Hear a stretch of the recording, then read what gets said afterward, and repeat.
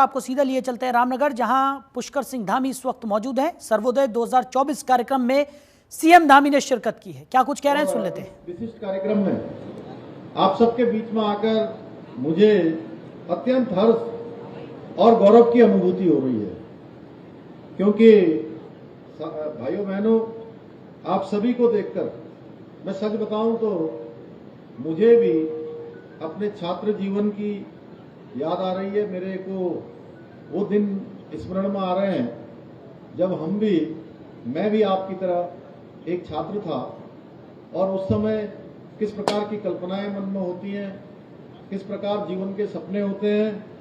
वो सुनहरे दिन मैं कहूंगा, और वो सुनहरे दिन मैं इसलिए कह रहा हूं, आप सब लोग अपनी बातों में व्यस्त होंगे, लेकिन एक बात मेरी जरूर सुनना।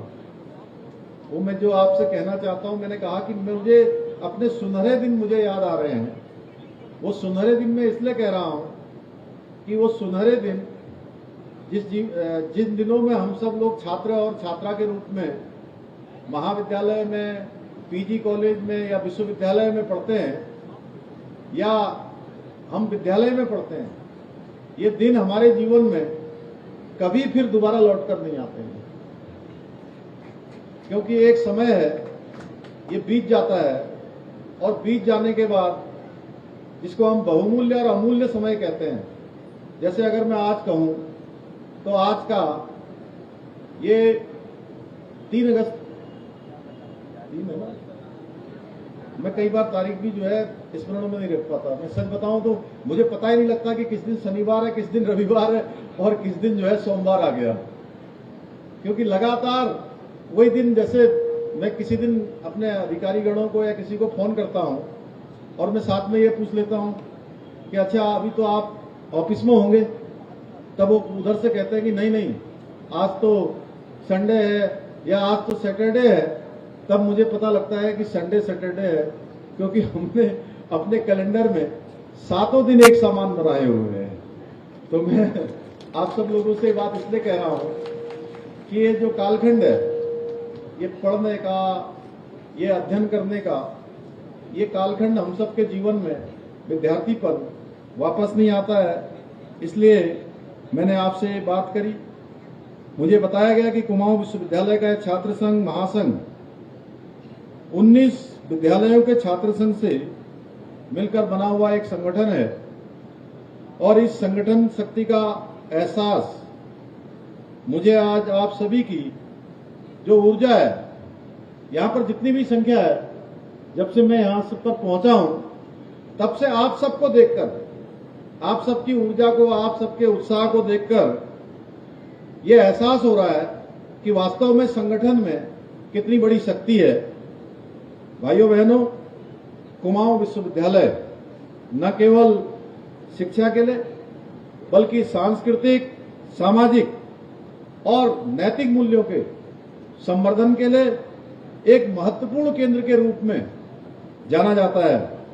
मैं इस अवसर पर आप सभी को बधाई देना चाहता हूं कि आपकी ऊर्जा और समर्पण से ये कुमाऊं में ही नहीं, बल्कि पूरे उत्तराखंड के अंदर विद्यार्थी परिषद की टीम ने अपना परचम लहराया है और छात्रों के अंदर एक विश्वास जगाने का काम किया है।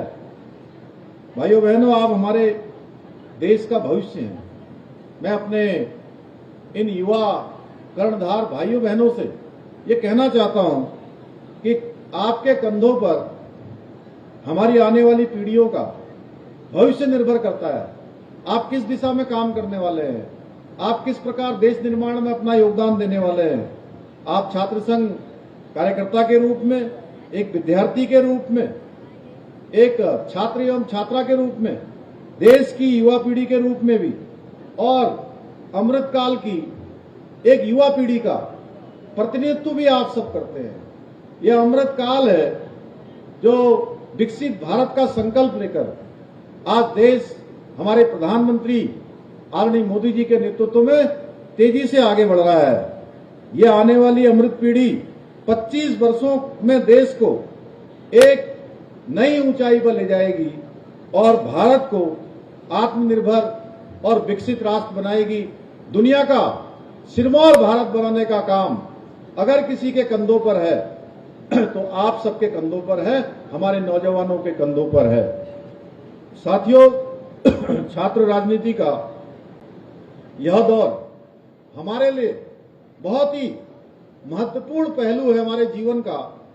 और यह तो नैनीताल के दौरे पर सीएम पुष्कर सिंह धामी रहे, जहां एक खास कार्यक्रम में शिरकत उन्होंने की और वहीं की सीधी तस्वीरें आपको दिखा रहे थे। चलिए आगे बढ़ते हैं। देहरादून में उत्तराखंड के लोक पर्व हरेला के अवसर पर वृक्षारोपण एवं सांस्कृतिक कार्यक्रम का आयोजन किया गया, जिसमें मुख्यमंत्री पुष्कर सिंह धामी ने भाग लिया। वहीं इस दौरान सीएम ने कहा कि हरेला पर्व प्राकृतिक संरक्षण और प्रकृति पूजन का पर्व है। इस पर्व पर हम पूरे प्रदेश में बड़े पैमाने पर वृक्षारोपण कार्यक्रम आयोजित कर रहे हैं। ये पूरे महीने चलेगा। प्रधानमंत्री मोदी ने विश्व पर्यावरण दिवस के अवसर पर देशवासियों से एक पेड़ मां के नाम लगाने का आह्वान किया है। हम उस कार्यक्रम को भी तेजी से आगे बढ़ा रहे हैं। ये हरेला पर्व देखिए प्रकृति संरक्षण का और प्रकृति पूजन का पर्व है और इस पर्व पर हम पूरे राज्य के अंदर वृक्षारोपण पौधारोपण का कार्यक्रम बृहद स्तर पर कर रहे हैं, जो पूरे महीने भर चलेगा। और आदरणीय प्रधानमंत्री जी ने जो विश्व पर्यावरण दिवस के दिन पूरे देशवासियों से आह्वान किया है, एक पेड़ माँ के नाम, उस कार्यक्रम को भी हम तेजी से बढ़ा रहे हैं। करोड़ों पेड़ लगाने का हमारा लक्ष्य है, हम उस दिशा में आगे बढ़ रहे हैं। आज धर्मपुर क्षेत्र विधानसभा क्षेत्र में हरेला का एक कार्यक्रम किया गया है। निश्चित रूप से इस कार्यक्रम के माध्यम से पूरे शहर के अंदर बृहद रूप से वृक्षारोपण किया जाएगा। धर्मपुर विधानसभा के लोगों ने इसमें बहुत अच्छा इनिशिएटिव लिया है, माननीय विधायक जी चमोली जी ने, उनके साथियों ने, मैं सभी का। तो मुख्यमंत्री पुष्कर सिंह धामी ने सचिवालय में पंचायती राज विभाग की समीक्षा की। बैठक के दौरान सीएम ने अधिकारियों को निर्देश दिए कि गांवों में आयोजित होने वाले चौपाल में शासन के वरिष्ठ अधिकारियों और जिलों में जिला अधिकारियों की ओर से प्रतिभाग किया जाए। ग्राम पंचायतों के प्रबुद्ध जनों के साथ बैठकर गांव के विकास की योजनाओं पर काम किया जाए। ग्राम सभाओं के स्थापना दिवस को उत्सव के रूप में मनाया जाए। बैठक में अधिकारियों को मानक तय कर पंचायत भवनों का निर्माण करने के लिए निर्देशित किया गया। सीएम धामी ने कहा कि पंचायतों जो भी पंचायत भवन बनाए जा रहे हैं वो पर्वतीय शैली के आधार पर बनाए जाए, जिसमें उत्तराखंड की विरासत की झलक दिखाई दे।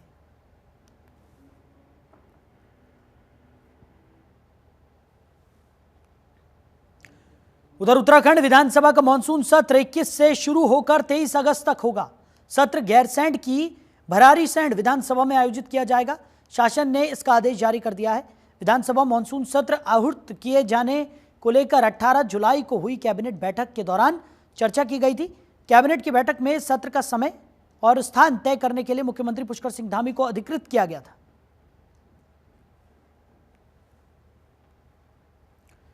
तो वहीं उत्तराखंड में मौसम की मार देखने को मिल रही है।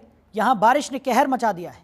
भारी बारिश की वजह से पहाड़ दरक रहे हैं तो उनका मलबा सड़कों पर आ रहा है, जिससे कई सड़कें बंद है और लोगों को मुसीबतों का सामना भी करना पड़ रहा है। रुद्रप्रयाग में तो लगातार 3 दिनों से हो रही बारिश की वजह से नदियां उफान पर हैं। बाढ़ का पानी लोगों के घरों में घुसने लगा है। लोग घर खाली कर रहे हैं। ऐसे में प्रशासन ने नदी किनारे रहने वाले लोगों के लिए अलर्ट भी जारी किया है। रिपोर्ट देखिए।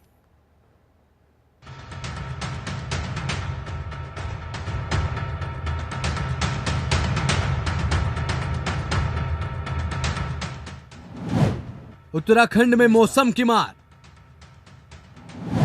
नदी किनारे रहने वाले सावधान,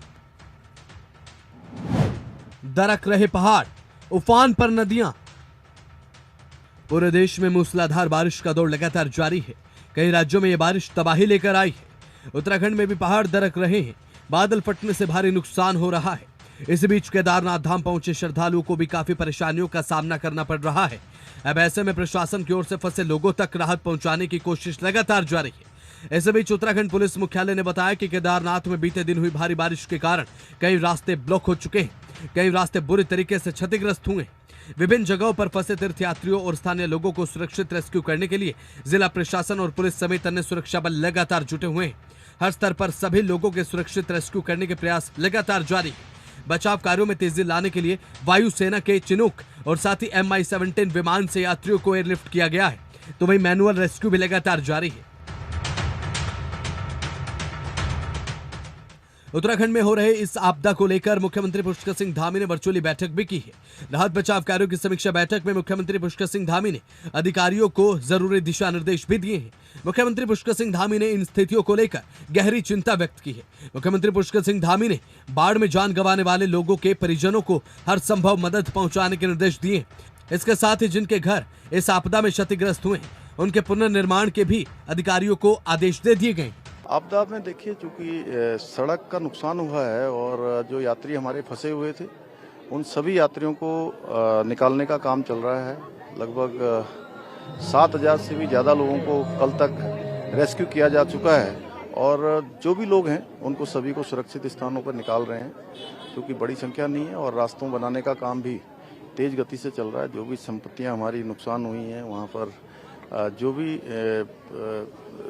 काफ़ी जो भवन हैं और रास्ते हैं भूस्खलन की चपेट में आए हैं, जो भी जिस कारण से भी जनजीवन अभी पूरी तरह से हमारा प्रभावित हुआ है, उनको रिस्टोर करने का काम तेजी से चल रहा है। खाने पीने की स्थिति ठीक है? नहीं, सभी व्यवस्थाएं की जा रही हैं और प्रशासन हर प्रकार से जो है इस काम में लगा हुआ है कि किसी भी श्रद्धालु को, आने वाले तीर्थयात्री को कोई परेशानी न हो। रुद्रप्रयाग प्रशासन ने आपदा में मृतकों और गुमशुदा यात्रियों के संबंध में स्थिति स्पष्ट की है। प्रशासन के मुताबिक अब तक 2 शव बरामद हुए हैं। ये दोनों शव लिचोनली क्षेत्र से बरामद किए गए। नेटवर्क कनेक्टिविटी की समस्या के कारण यात्रियों को परिजनों से संपर्क करने में समस्या आ रही है। विभिन्न जगहों पर रुके यात्रियों के लिए प्रशासन के स्तर से पर्याप्त भोजन और आवासीय व्यवस्था भी की गई। देखिए, जिस तरह से आपने देखा कि प्रकृति का जितना रौद्र रूप आप लोगों ने देखा है, बहुत बड़ी मात्रा में बारिश हुई है, क्लाउड बस्ट हुए हैं और लगातार लैंडस्लाइड हो रहा है। सड़कें कई जगह पे आपने देखा वॉश आउट हुई है। अभी हम लोगों का जो पूरा ध्यान है, जितने लोग फंसे हैं उन लोगों को किस प्रकार से निकाला जाए, उन लोगों को किस प्रकार से जो जहाँ फंसे हैं उनको खाद्य सामग्री है, उनको मेडिकल फैसिलिटीज़ है, वो कैसे वो मुहैया करें, उस सब पर है। सबसे संतोष की बात यह है कि जितने लोग फंसे हैं वो सब सुरक्षित हैं और प्रशासन के टच में हैं। केदारनाथ पैदल मार्ग पर हुई भारी बारिश के बाद से 150 से ज्यादा यात्रियों और कुछ स्थानीय लोगों का तीसरे दिन भी अपने परिजनों से संपर्क नहीं हो पाया। अभी तक 700 से ज्यादा अधिक यात्रियों का रेस्क्यू किया जाना बाकी है। ये सभी यात्री केदारनाथ में ही फंसे हैं। पुलिस का कहना है कि जल्द रेस्क्यू कार्य पूरा होने की उम्मीद है। अब तक कुल 7,234 यात्रियों को हेलीकॉप्टर और मैनुअल तरीके से रेस्क्यू किया जा चुका है और सुरक्षित निकाला गया है। एनडीआरएफ और एसडीआरएफ, वन विभाग, संबंधित जिला पुलिस और फायर और इमरजेंसी सेवाओं की टीमें बचाव कार्य में जुटी हैं। देखिए, चुनौती तो बहुत ही ज़्यादा है और जैसा आप देख पा रहे हैं आज मौसम, हम उनको आराम से निकाल रहे हैं। देखिए, अभी जो है आज की बात करें तो 450 के करीब लोगों को आज भी हमने निकाला और पिछले 2 दिन में 6,000 से ज़्यादा लोगों को जो एनडीआरएफ, एसडीआरएफ और सिविल प्रशासन ने मिल करके जो है निकाला है हम लोगों ने। बहुत चैलेंजिंग है। देखिए, रूट केवल एक ही है और वो भी जो है हाई एल्टीट्यूड एरिया है और आप देख रहे हैं बार बार डेब्रीज भी जो है बीच में गिरते जा रहा है। तो उसको देखते हुए, लेकिन चूंकि एनडीआरएफ और एसडीआरएफ के जवान जो है रोप रेस्क्यू टेक्निक में जो है ये ट्रेंड है फुल्ली, तो उसके जरिए जो हम लोगों को आराम से निकालने की कोशिश कर रहे हैं। प्रदेश भर में हो रही मानसून की तेज बारिश के चलते जनजीवन पूरी तरीके से पटरी से उतरता हुआ अस्त व्यस्त पड़ा हुआ है। एक तरफ पहाड़ खिसक रहे हैं तो दूसरी तरफ नदियां अपने उफान पर हैं। नदियों का जलस्तर बढ़ रहा है। गंगा सहित तमाम सहायक नदियां उफान पर हैं। तेज बारिश के चलते हो रहे भूस्खलन से प्रदेश भर में 159 सड़कें बंद हो चुकी हैं। 159 मोटर मार्गों पर वाहन का आवागमन पूरे तरीके से बाधित है। चारधाम यात्रा पूरी तरह से प्रभावित हो चुकी है। अगले 2 से 3 दिन प्रदेश भर में लगभग सभी जिलों में तेज बारिश होने की आशंका बताई जा रही है। मौसम विभाग की ओर से प्रदेश में तेज बारिश का येलो अलर्ट जारी किया गया है। उत्तरकाशी, चमोली, बागेश्वर, रुद्रप्रयाग, नैनीताल और चंपावत में तेज बारिश के आसार हैं। तेज बारिश के कारण मलबा और पत्थर सड़कों पर आ जाने से 159 सड़कें बंद हो चुकी हैं। राज्य में 159 सड़कों पर आवागमन ठप। इसमें बॉर्डर रोड, राजमार्ग से लेकर ग्रामीण मोटर मार्ग शामिल है। मानसूनी बरसात में सबसे अधिक प्रभावित इलाके की अगर बात करें तो उसमें चमोली जिले का नाम आता है। यहाँ पर 39 ग्रामीण मोटर मार्ग बंद है। कई जिलों में भारी बारिश का अलर्ट। उत्तरकाशी, चमोली, बागेश्वर, रुद्रप्रयाग, नैनीताल, चंपावत में अलर्ट जारी है। उत्तराखंड में मौसम की मार देखने को मिल रही है। यहाँ पर बारिश ने कहर मचा दिया है। भारी बारिश की वजह से पहाड़ दरक रहे हैं, उनका मलबा सड़कों पर आ रहा है।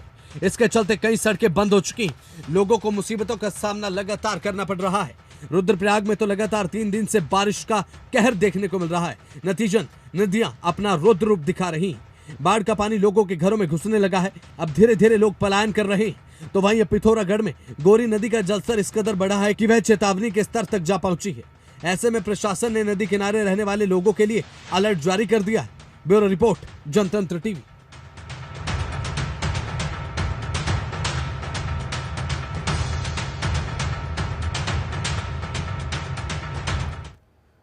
उधर बीते दिनों हुई बारिश के बाद अब डेंगू मच्छर का डर सताने लगा है, क्योंकि बारिश में जगह जगह पर पानी भरता है, जिससे मच्छर का लार्वा उत्पन्न होता है और वो डेंगू मच्छर में तब्दील हो जाता है, जिसे लेकर स्वास्थ्य विभाग अब अलर्ट मोड पर आ गया है। और डेंगू मच्छर से कैसे बचा जाए, क्या इसके शुरुआती लक्षण होते हैं, उसे लेकर तमाम बोर्ड हल्द्वानी अस्पताल शोभन सिंह जीना में लगाए गए हैं। तो साथ ही यहाँ पर 19 बेड का डेंगू वार्ड भी बनाया गया है, जो कि मच्छरदानी युक्त है। इस दौरान CMS डॉक्टर कमलेश कुमार पांडे ने बताया कि डेंगू मच्छर की रोकथाम को लेकर स्वास्थ्य विभाग अलर्ट मोड पर है। सारी तैयारियां पूर्ण कर ली गई हैं।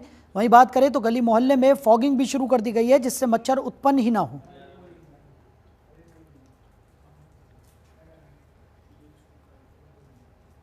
तो हरिद्वार में कांवड़ मेला शांतिपूर्ण तरीके से संपन्न हो गया है। मेला संपन्न होने पर हरिद्वार के DM धीरज सिंह गर्ब्याल ने और SSP प्रमेंद्र सिंह डोभाल ने हर की पैड़ी पर गंगा पूजन किया और गंगा जल भरकर दक्ष मंदिर में भगवान शिव का जलाभिषेक किया। तो दोनों अधिकारियों ने मेला संपन्न होने पर मुख्यमंत्री पुष्कर सिंह धामी, हरिद्वार की जनता, कांवड़ ड्यूटी पर तैनात पुलिसकर्मियों का आभार व्यक्त किया।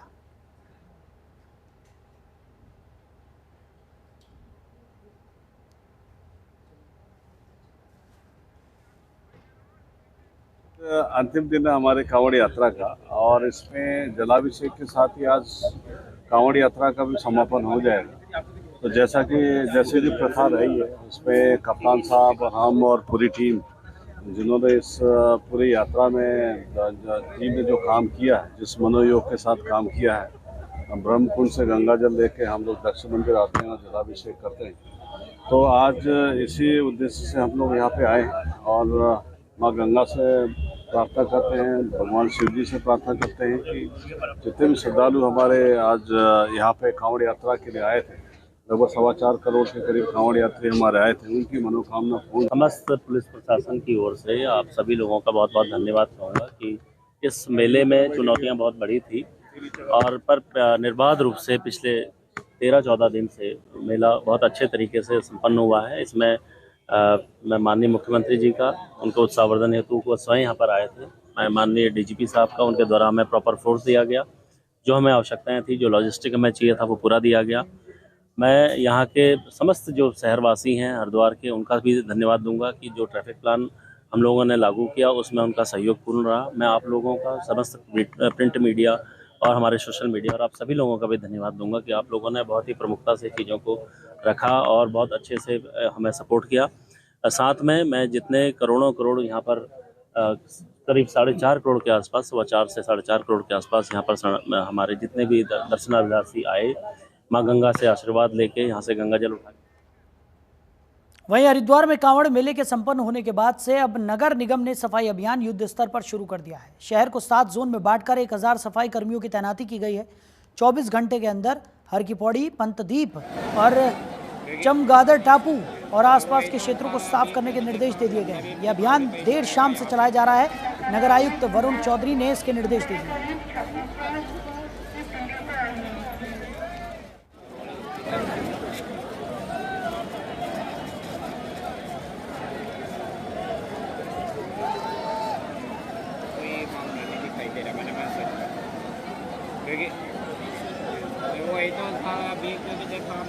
दीपावली पे जुड़ेगा यहाँ पे।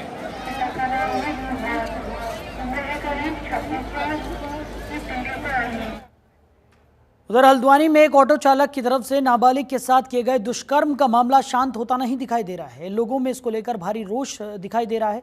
जहां आज महिलाओं के विभिन्न संगठनों ने SDM कोर्ट में मामले को लेकर सिटी मजिस्ट्रेट AP वाजपेयी को ज्ञापन सौंपा और युवक को कड़ी सजा देने की मांग की। उन्होंने कहा कि देवभूमि में महिलाओं के बच्चों के साथ इस तरह की शर्मनाक घटना का होना देवभूमि को कलंकित कर रहा है, जो बर्दाश्त से बाहर है। कि ये नाबालिग लड़की के संग बलात्कार हुआ है हल्द्वानी जैसे शांत शहर में। ये ऐसी पहली घटना है, दिन दहाड़े किसी नाबालिग लड़की के संग आप टेम्पो में बैठा रहे हैं, संगीत क्लास को जा रही है, माता पिता को पता नहीं, समाज के हिस्से को नहीं पता या किसकी दृष्टि पड़ी नहीं पड़ी, उस बच्ची के संग बलात्कार हुआ, उसकी हम घोर निंदा कर रहे हैं। सारी महिला जितने भी संगठन है महिला प्रधान वो तो आए हैं और पुरुष भी कहीं ना कहीं हमारा समर्थन कर रहे हैं कि हल्द्वानी जैसी शांत प्रिय जगह में, उत्तराखंड के ऐसे शहर में जो कार्यकारी क्षेत्र है, पहचान है, इतनी गंदी, इतनी बुरी, निंदनीय घटना हुई है, बलात्कार हुआ है। उस बलात्कारी नदीम को, क्योंकि हम किसी विशेष वर्ग को नहीं बोलना चाहेंगे क्योंकि किसी के अंदर भी गंदगी हो सकती है। आज हमारी मांग उसको सजाए मौत की है। दूसरी 2 मांगे हैं, सारे टेम्पो चालकों का वेरिफिकेशन कराया जाए। सभी टेम्पो चालक बिना आप ड्राइविंग लाइसेंस के कोई भी बाहर का व्यक्ति यहाँ पे ड्राइविंग ना करे, वेरिफिकेशन हो, उसका नाम लिखा हो, उसका पता हो। ऐसे ही टेम्पो में हम लोग भी बैठेंगे, हमारी बेटियां भी सुरक्षित है। जगह जगह कैमरे लगाए जाए, इसकी हमारी मांग है। और निंदा करते हैं हम, पूरा शहर निंदा करता है, सारे संगठन निंदा करते हैं, शर्मसार करने वाला ये बात है। संघ की तरफ से मंडल अध्यक्ष अलका सक्सेना, महिला मंडल अध्यक्ष, एक बहुत मसला आया है हमारे हल्द्वानी शहर में कि एक छोटी सी नाबालिग लड़की के साथ बलात्कार हुआ। ये सेफ नहीं है और किसी भी ये कोई पर्टिकुलर जाति का मामला नहीं है। आज हमारे बच्चे स्कूल जाते हैं, कॉलेज जाते हैं, तो उनके पास एक महज एक माध्यम होता है ऑटो। लेकिन अगर हम ऑटो वाले को हम किस बेस पर, अगर उनको पता हो कि वो कहाँ रहता है, उसका वेरिफिकेशन पूरा होना चाहिए। अगर नहीं होगा तो हमारी कोई भी बहन बेटियाँ सुरक्षित नहीं है। हमारा एक जो भी कार्य मजिस्ट्रेट सर के माध्यम से हम अपनी आवाज़ को वहाँ तक पहुँचाना चाहते हैं, मुख्यमंत्री तक, कि यहाँ पर हल्द्वानी की जो शांति भंग हो रही है उस पर ध्यान दिया जाए और जो नदीम बलात्कारी है उसको कड़ी से कड़ी सजा, फांसी होनी चाहिए। निंदनीय कार्य है और सिर्फ यही घटना नहीं, मैं अभी अपने भी ग्रुप में डाला था कि इस समय का लॉ एंड ऑर्डर बहुत बिगड़ा हुआ है। जगह जगह छुट भैया नेता लड़ाई झगड़े कर रहे हैं, भाग दौड़ कर रहे हैं, पीछे से मारपीट हो रही है। तो यही चीज़ एक छोटे कदम ना आगे जाके बढ़ जाएगा। तो इसके लिए बहुत सीरियसली आप लोगों को भी, हमको भी और पुलिस प्रशासन को भी, अधिकारियों को भी एक कड़े कदम उठाने चाहिए ताकि कोई बहुत बड़ा हादसा आगे ना हो।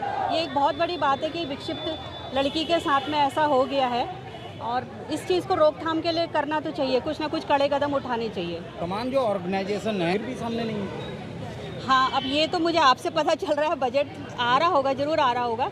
और इसी तरह से हम लोग मिलके आए हैं, आज एक इनिशिएट लिया है और यही है, छोटे छोटे कदम से ही आगे को हो सकता है। मेन तो प्रशासन का काम है, हम लोग यहाँ आके हल्ला बोल कर सकते हैं, बाकी तो इन्हीं के हाथ में सब है।